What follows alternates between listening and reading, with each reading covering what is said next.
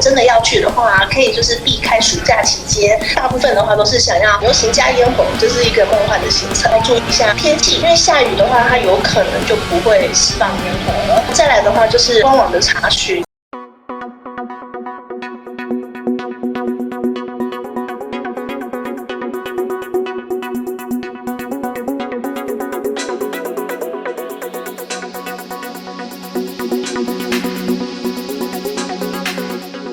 暑假应该要放吧，因为暑假就是吸引大家去的时间点啊。如果他这个消息已经放出来，那可能就不会选在这个时间点去。去那边就是要有一些特别的活动，就是带小朋友去会比较有趣。